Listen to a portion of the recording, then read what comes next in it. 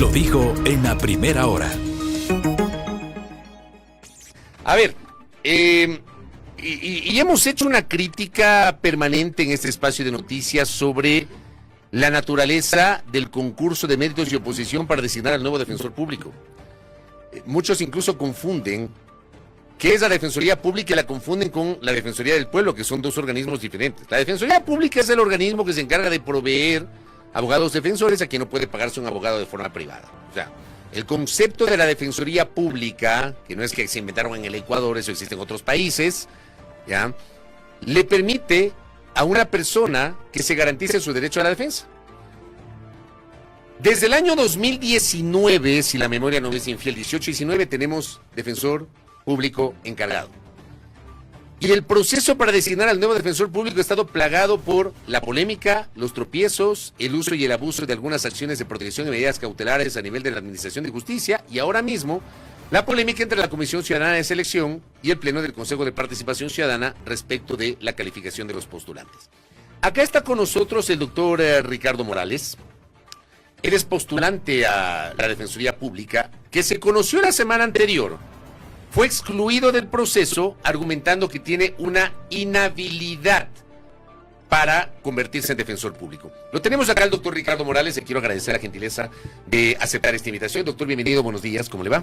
Muchas gracias, Fabricio, gracias por la invitación. Belkis, por si acaso, y dígale bien el nombre, porque mucha gente se equivoca con el nombre de Belkis. Mucho gusto. Bienvenida. Muchas gracias. Y un saludo a la ciudadanía. En efecto, la Comisión Ciudadana no puede ejercer una potestad que no le corresponde, que no está prevista. A usted lo excluye la Comisión Ciudadana. Así es. ¿Por qué dice que no tiene potestad? En la sesión anterior, la Comisión Ciudadana, que es un órgano inferior al Pleno del Consejo de Participación Social, tiene las competencias establecidas en el propio reglamento, y entre esas están llevar el proceso de selección hasta la fase de impugnación, es decir, desde la fase de postulación, pasar por la fase de méritos de oposición y a su vez terminar con la fase de impugnación ciudadana. Fase de impugnación que permite que precisamente la ciudadanía apele las decisiones de esta comisión. En el presente caso, el Pleno del Consejo de Participación Ciudadana admitió 4 apelaciones, es decir, que desligó del concurso a los 4 primeros participantes, 1 por renuncia, el primero, y los otros 3 por falta de probidad.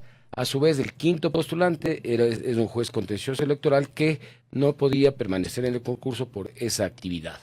Entonces, una vez que remite el informe el Pleno del Consejo a la Comisión Ciudadana, la única facultad, la única competencia que tenía la Comisión era conocer el informe y, a su vez, proporcionar los nombres y con los puntajes de las personas que no hemos sido impugnadas, como en el caso mío, que no presentó la ciudadanía ninguna impugnación, y a su vez ese listado con los mejores puntajes que correspondían a los no impugnados, en el orden de prevalencia de los 54 postulantes iniciales que estuvimos en el concurso, de los cuales quedaron 9 en la fase final, y a partir de las impugnaciones estamos 4 de acuerdo al informe del Pleno del Consejo. Ese informe debía pasarlo con carácter de vinculante la Comisión Ciudadana al Pleno del Consejo para que el Pleno a su vez designe el defensor público. El Pleno era la instancia entonces facultada para decidir respecto de este informe y no así la Comisión Ciudadana. El Pleno tenía la facultad de conocer las impugnaciones y resolverlas. Es así que deja a 4 de los postulantes fuera del concurso por falta de probidad y a 1 por una inhabilidad. En mi caso particular, se toma otra atribución que no tenía la Comisión Ciudadana en virtud de que carece de competencia para hacerlo y a su vez se va contra ley, se va contra la Constitución al interpretar la resolución del Consejo de Participación Ciudadana y a su vez, en mi caso particular, tomar en consideración un impedimento que no existe. ¿Cómo es que aparece justamente este argumento de un impedimento legal, razón por la cual usted queda fuera del concurso? Mire, la propia Corte Constitucional en la sentencia número 8117 SEPCC señala considerando en el numeral B22 que siendo las personas que decidan participar en el concurso únicamente tienen una mera expectativa de llegar a ser declarados ganadores y de posesionarse en el cargo. ¿Cuándo se origina? ¿Cuándo realmente nace el impedimento? Nace en el momento que te posesionas del cargo, no antes. Antes estás postulando para el concurso, estás concursando. Es decir, no cabe aquí el impedimento a más de... En esta instancia no cabe el impedimento, dice usted. No cabe, porque hay resoluciones inclusive... A ver, pero vamos a asumir, porque se supone que luego de las decisiones del Pleno del Consejo de Participación Ciudadana y Control Social, usted estaba primero. Luego de que el Pleno decidió descalificar a 3 personas, digamos, al doctor Frías, que declinó su participación, 2 personas más que están siendo procesadas, etcétera, y usted quedaba, la doctora Garzón, me parece que era, no, perdón, la doctora Romero, la doctora Marisa Romero, que también fue excluida, usted quedaba como primero. Vamos a imaginarnos que usted efectivamente se mantiene en el proceso y es designado. No entiendo cómo entonces usted asumiría el cargo si es que tiene un impedimento para ocupar un cargo público. Bueno, por 2 situaciones. En primer lugar, el artículo 42 del Código Orgánico de la Función Judicial precisamente establece cuáles son las carreras de la función judicial. Y entre esas están quienes prestan sus servicios como juezas y jueces, pertenecen a la carrera judicial jurisdiccional. En el caso del defensor público, de los vocales del Consejo de la Judicatura, de la fiscal general del Estado, no pertenecen a la carrera judicial en virtud de 2 cosas. Primero, que son de nivel jerárquico superior, y aparte la propia LOCEP lo establece. El artículo 17, literal B, numeral 4, establece que los puestos de nivel jerárquico superior son nombramientos provisionales que están entre las excepciones para tener impedimento para el ingreso público, al sector público. Sin embargo, de lo cual, inclusive la propia LOCEP, que es norma subsidiaria al Código Orgánico de la Función Judicial, establece que en caso de que, por ejemplo, un funcionario, haya comprado su renuncia voluntariamente, como fue en el año 2020 mi situación, puede a su vez, para ingresar al sector público, solucionar ese tema a través de un convenio de pago con el órgano rector, que en este caso es el Consejo de la Judicatura. O sea, usted tendría que devolver el dinero, en otras palabras, en términos morochos. Lo que usted recibió, ¿su proceso fue compra de renuncia o cómo se...? Compra de renuncia voluntaria. Ya, ese dinero por el cual usted recibió, por el cual usted le compraron la renuncia, usted puede devolverlo y vuelve a quedar habilitado para ser funcionario público. Sin embargo, de que no estoy de acuerdo con el impedimento, puedo yo hacer este arreglo. ¿Pero por qué no está de acuerdo con el impedimento? Por las situaciones que le señalo. Hay el caso similar, el caso análogo de Fausto Murillo. En este caso es idéntico, es decir, él estaba en un nivel jerárquico superior, es decir, era vocal del Consejo de la Judicatura, y precisamente él es, a través de un oficio del ministro de Trabajo de aquel tiempo, el doctor Gustavo Donoso, precisamente Patricio Donoso, él precisamente establece que no existe impedimento por las situaciones que le acabo de expresar. Número 1, el tema de que no pertenece a la carrera judicial jurisdiccional, y número 2, que es de nivel jerárquico superior, y los vocales, reitero, los jueces de corte, la fiscal general del Estado, el defensor público general, son cargos que no pertenecen a ninguna de estas carreras y por ende no están impedidos, no constan entre las excepciones para tener impedimento para el ingreso a cargo. Pero en el caso, y eso quiero entender, porque me parece, y creo que ahí tomo la palabra de Belkis también, porque es las dudas que nosotros tenemos, no solo como periodistas, sino como ciudadanos. La duda, y es parte de la polémica, autoridades de periodo fijo. Si usted llega a ser defensor público, usted va a ser una autoridad de periodo fijo. Y por ende, de acuerdo a lo que sostienen en cambio otros que no coinciden con su criterio, usted tiene un impedimento si es que no arregla con el Ministerio de Trabajo, si es que no devuelve en este caso los recursos que recibió, usted tiene ese impedimento.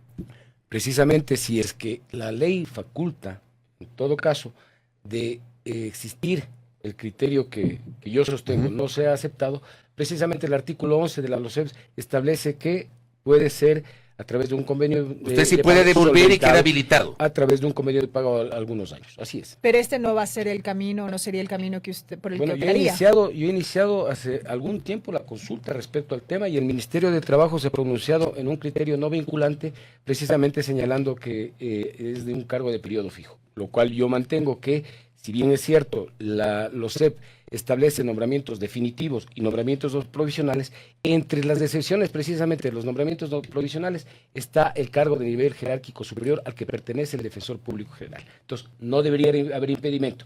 Pero en el supuesto no consentido de que se mantenga esto, yo he iniciado el proceso precisamente de hacer una consulta y a su vez solicitar un convenio de pago para poder ejercer el cargo público, que en el caso, reitero, es una mera expectativa hasta el momento.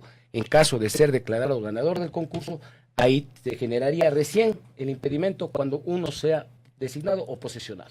Es decir, usted esperaría hasta prácticamente la culminación del concurso para decidir la vía. No, ya está decidida, es decir, yo no tengo impedimento por la una o la otra situación. ¿No? Yo ya digo, me mantengo en el criterio, no estoy de acuerdo que tenga impedimento, sin embargo, he iniciado yo el proceso y justamente se ha suscrito un convenio de pago con el Consejo de la Judicatura. Oiga, doctor, a ver, regresemos entonces a la decisión de la Comisión Ciudadana. La Comisión Ciudadana, en cambio, tiene otro criterio.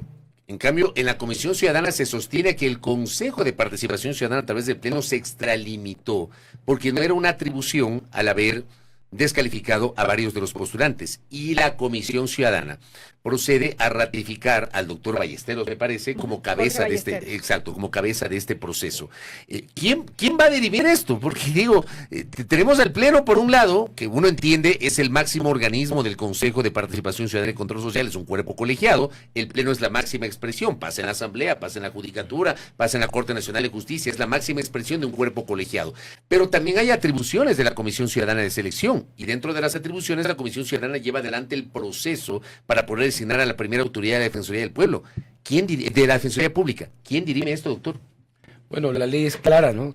El artículo 65 se refiere precisamente al informe final que tiene que hacer la comisión y señala que concluida la etapa de impugnación, que era conocida por el Pleno del Consejo de Participación Ciudadana, la Comisión de Selección tiene que remitir al Pleno del Consejo de Participación Ciudadana y Control Social el informe final, que solo le permite lo siguiente, que contendrá los nombres y apellidos de las y los postulantes admitidos que superaron la etapa de impugnación con la calificación respectiva. Hasta ahí era no tenía ninguna atribución, porque realmente están cayendo inclusive en el presunto delito de arrogación de funciones, de desacato o de incumplimiento de decisión legítima de autoridad competente, el momento que ellos vuelven a revisar apelaciones que ya fueron definidas, ya fueron determinadas por el Pleno del Consejo de Participación Ciudadana.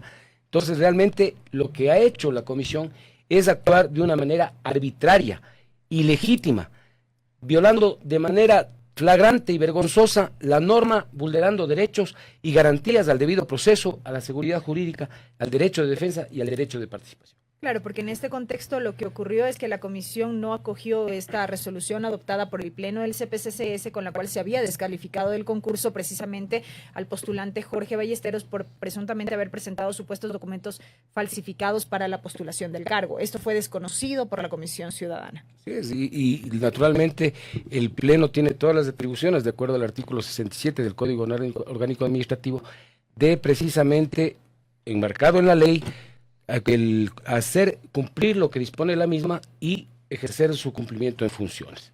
Es decir, si el postulante, aun cuando el postulante Jorge Ballesteros esté, digamos, primero o como primer opcionado después de este informe de la Comisión Ciudadana, es el Pleno del CPCCS el que puede resolver si en efecto acoge esta decisión, digamos, del informe o si valora sobre la base de los puntajes de los demás postulantes.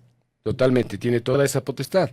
Y les está hablando una persona que tiene alrededor de 28 años en el sector justicia, que ha trabajado, Fabricio conoce, 25 años en la función judicial, desde ayudante judicial, oficial mayor, secretario relator encargado de una sala, subdirector de la escuela judicial. He sido inclusive en el periodo de Moreno coordinador nacional de la Defensoría Pública y a su vez defensor público encargado. Conozco la institución. Posteriormente, en el gobierno anterior, fui asesor de la Secretaría de Derechos Humanos y delegado por el sector público a la Comisión de... ¿En el gobierno del presidente Lazo? También estuve ahí. O sea, fue asesor de la ministra Paula Flores, de la ministra Bernardo Ordóñez. De la doctora Bernardo Ordóñez. Para el tema de rehabilitación social. Y eso me permite, porque era justamente lo que le iba a preguntar. Y a ver, yo le conozco a usted desde hace varias décadas. Usted efectivamente ha sido un funcionario de carrera en el sector justicia, en la Corte Suprema de Justicia en su momento, luego Corte Nacional, pero también pasó por el Ministerio de Justicia. Y usted fue parte del Ministerio de Justicia en el tiempo del gobierno del presidente Correa, y de alguna manera varias de las cosas que se han mencionado en los últimos tiempos para cuestionar su designación es su cercanía con el correísmo.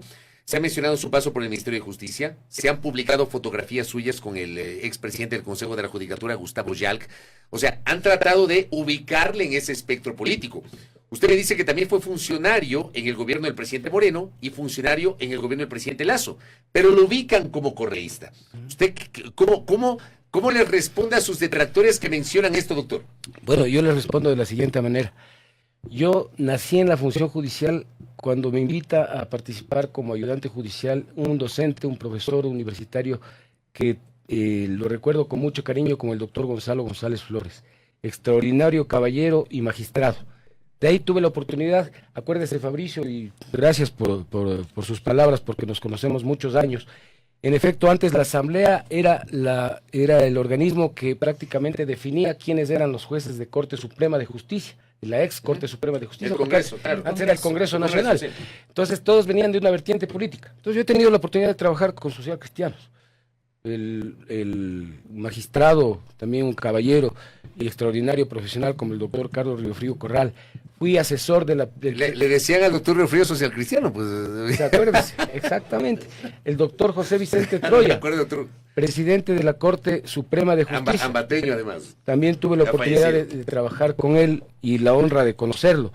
Igualmente con el doctor Carlos Ramírez Romero, de tendencia de centro izquierda, es decir, y posteriormente, lo digo con mucho orgullo, porque el trabajo dignifica, porque el trabajo honra. Yo trabajé en distintas instituciones. ¿Cómo no voy a reconocer que trabajé en el Ministerio de Justicia cuando se hizo un modelo de gestión penitenciaria desde que ingresaba el privado de libertad hasta que salía? Es decir, y dotándole de actividades en el centro para hacer procesos de rehabilitación, lo cual después los ministros siguientes no dieron seguimiento, no dieron continuidad. Eso ya no es una responsabilidad del funcionario que inicia esa gestión. Posteriormente también trabajé en la Escuela Judicial, fui subdirector de la Escuela Judicial, en donde iniciamos procesos de formación de formadores, es decir, los jueces con más experiencia, que tenían experiencia docente y eran jueces, formaban a sus pares que recién se iniciaban como jueces dentro de procesos que duraban 3 meses. En Francia estos procesos duran 2 años y medio, porque la Escuela Judicial de Francia hace procesos para los jueces, inclusive en todas las materias. En la propia Defensoría Pública, en donde me honré de ser ya su defensor público encargado unos meses y coordinador nacional de la Defensoría Pública. ¿En el actual periodo? En el periodo de Moreno. El periodo de Moreno. Es decir, estuve en la... Pero digo, ¿con el actual defensor? Con el actual defensor, sí señor. Entonces ahí nosotros hicimos prácticamente nacer la ley de la Defensoría Pública y dividimos lo que es hoy la escuela defensorial con la escuela de la función judicial y la coordinación académica de la Fiscalía. Y yo quiero insistir porque en realidad en lo personal, y yo he tratado de compartir esto permanentemente con la audiencia, a veces hay personas a las cuales injustamente se les estigmatiza, y en eso hay que hacer una mea culpa. También somos corresponsales, medios y periodistas, no se puede poner a todos en el mismo saco. Yo creo que hay personas que han pasado por el sector público durante mucho tiempo y no necesariamente es que hay que estigmatizarlas con una orientación política. Pero en su caso entonces, con esta explicación, usted está desmintiendo a aquellos críticos que dicen que usted se debe al correísmo. Y le pregunto puntualmente, ¿usted tiene alguna relación con el correísmo, doctor? En lo absoluto, yo no tengo ninguna afiliación política, no tengo ningún compromiso con nadie. Ya, cuando me dice afiliación política, seguramente no es adherente, pero hay relaciones políticas y eso suele pasar. Bueno, ventajosamente... ¿Tiene relaciones políticas usted con el correísmo, doctor? Ventajosamente, yo tengo 28 años en el sector justicia y le reitero 25 años en la función judicial. Tengo amigos de todas las tendencias políticas, sin lugar a dudas, pero yo no tengo ninguna preferencia particular o algún interés particular con respecto a la política. Yo he sido un técnico, he sido jurídico, en mi vida judicial y en mi vida en el sector justicia no he tenido ni una investigación penal, ni una investigación, digamos, ni una demanda de otra naturaleza. Más aún, dentro de mi desempeño en la función judicial, no tengo ninguna amonestación verbal, escrita, peor aún, de sanciones o destituciones. Simplemente he hecho mi trabajo con compromiso, con cariño a la función judicial, que es la que prácticamente me vio nacer y salí de la institución con la frente en alta. Y también debo decirlo, no tengo en 25 años de funcionario público ninguna glosa en lo que se respecta a Contraloría en el tema administrativo, civil o penal. Mi vida ha sido transparente, mi vida ha sido servir a la ciudadanía y particularmente a los sectores más vulnerables, que son los que me he identificado. Porque eso, uno nace con esa vocación de servicio.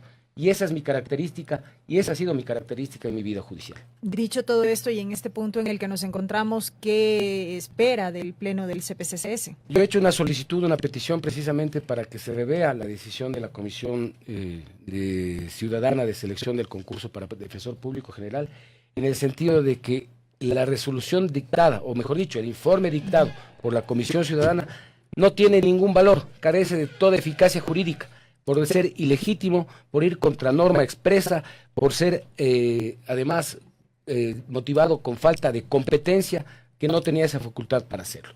Esa es mi petición y aspiro lógicamente que el Pleno del Consejo tome una resolución en ese sentido. El Pleno entiendo que ha diferido una decisión sobre el listado definitivo de postulantes al concurso de defensor público. ¿Y qué pasa en cambio si nos ubicamos en el escenario de que el Pleno del Consejo avale la decisión de la Comisión Ciudadana y finalmente lo deje fuera? ¿Usted tiene pensado presentar acciones jurídicas, no sé, algún recurso, alguna acción de protección? Mire, lo analizaremos en su momento, pero yo en principio... ¿No lo tiene en el radar en este momento? En este momento lo que corresponde es precisamente dar respuesta a la petición que yo he hecho dirigida al Consejo de Participación Ciudadana, porque realmente la decisión, el informe presentado por la Comisión carece de todo valor jurídico, carece de toda eficacia jurídica. Entonces yo aspiro naturalmente que primero se resuelva esa petición y luego pues analizaremos si es que procede algún otro tipo de acciones. Y le pregunto, porque también hay sectores que plantean que este concurso que ha estado tan complicado, concurso que lleva más de 2 años y que ha estado marcado por los tropiezos, debería volver a foja cero. ¿Usted no coincide con eso? Yo no coincido con eso porque realmente el país necesita institucionalidad. ¿Pero usted no cree que el concurso se desnaturalizó con, digamos, esta sucesiva presentación de acciones de protección, la descalificación de varios de los postulantes? Todo este tiempo transcurrido. Claro, y además postulantes que están hasta procesados en casos emblemáticos a cargo de la justicia, doctor. Mire, eso es una situación que todos lamentamos. Sin lugar a dudas ha sido un concurso polémico, pero que ya está llegando a sus instancias finales. Y reitero, por la institucionalidad, por el bien de la institución, de la Defensoría Pública, de los defensores públicos, que son alrededor de 700 defensores públicos en el país y 400 administrativos, que están deseosos de que la institución se fortalezca, de que haya procesos que sean beneficiosos para la ciudadanía, pero asimismo que también velen por los derechos de los defensores públicos. Creo que es una obligación de parte del Estado cumplir con ese deber, que es nombrar un defensor público que sea un perfil de probidad, de experiencia, de conocimiento y de transparencia. Oiga, doctor, pero, y yo le explicaba al inicio de la entrevista a la audiencia para qué sirve la Defensoría Pública, y pese a su importancia, no es que es un organismo per se tan conocido, tan apetecido desde el punto de vista de la política. La Defensoría del Pueblo. Del pueblo, por ejemplo, de otros organismos, o de la Contraloría, o qué sé yo. El tema es que, si usted llega a ser defensor público, usted va a tener que designar una terna o integrar una terna para el representante de la Defensoría Pública al Consejo de la Judicatura. Y eso es lo que aparentemente está en juego. ¿Usted qué opina sobre eso? Sobre la participación del delegado de la Defensoría Pública en el Consejo de la Judicatura. Porque esto tiene ese hilo conductor, doctor. Bueno, la misión de la Defensoría, sin lugar a dudas, es de servicio. Sin embargo, como usted bien lo señala, entre las potestades que tiene el Defensor Público General es nombrar un delegado al Consejo. De los 5 delegados que de las diversas funciones del Estado se nominan. Pero en mi caso particular, yo no tengo ningún compromiso, no tengo ninguna situación que me ligue con alguna persona, algún jurista. Por el contrario, yo considero que el perfil de la persona que tiene que ir a tomar tan importantes decisiones es precisamente un perfil técnico, que conozca la función judicial, además que conozca de gerencia administrativa, que lógicamente aplique los códigos de ética, que están implementados en nuestro país y que sin lugar a dudas sea una contribución a la reestructuración de la administración de justicia, que no solo viene en el ámbito del Consejo de la Judicatura, sino también de las otras instituciones del sector justicia, como la Defensoría Pública General, que tiene la potestad también de propiciar reformas legales, que sería uno de los trabajos que yo propondría, además de la capacitación a los defensores públicos, especializar a los defensores públicos a través de la escuela defensorial. ¿Por qué no ir más allá y hacer o crear el Instituto de Altos Estudios Jurídicos, por ejemplo, para especializar a los defensores, especializar a los jueces, especializar a los fiscales, a los ayudantes judiciales, a los secretarios, tanto de fiscalía, de defensoría, de la función judicial? Es decir, es un trabajo conjunto. ¿Por qué no ir más allá? ¿Por qué no crear las defensorías internacionales para la defensa de los derechos, defensa precisamente de los ciudadanos que están en situaciones de vulnerabilidad en las fronteras, en México, en Estados Unidos, en España, en Argentina, donde hay mayor número de migrantes? Esas labores se pueden hacer en conjunto con las ONGs, por ejemplo, en este caso con el propio ACNUR. Entonces, hay mucho que trabajar, hay mucho que hacer, y mi propósito, como siempre ha sido en mi vida, será el de servir y el de propiciar un acercamiento con la ciudadanía, con los sectores más vulnerables en beneficio de nuestro país. Doctor, gracias por el tiempo. Gracias. A ustedes muchísimas gracias. Veamos qué pasa con este tema. De lo que yo sé, y déjenme solamente revisar el chat del Consejo de Participación Ciudadana y Control Social.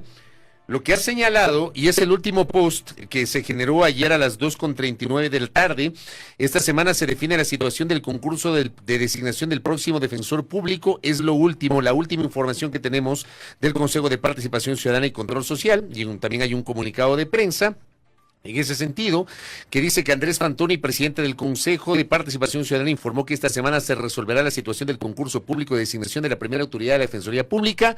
Explicó que la Coordinación de Asesoría Jurídica realiza el informe jurídico sobre el reporte final de la semana pasada de la Comisión Ciudadana de Selección. A la espera de lo que ocurra, por eso era importante conocer el criterio del doctor Ricardo Morales. Gracias a nuestro invitado.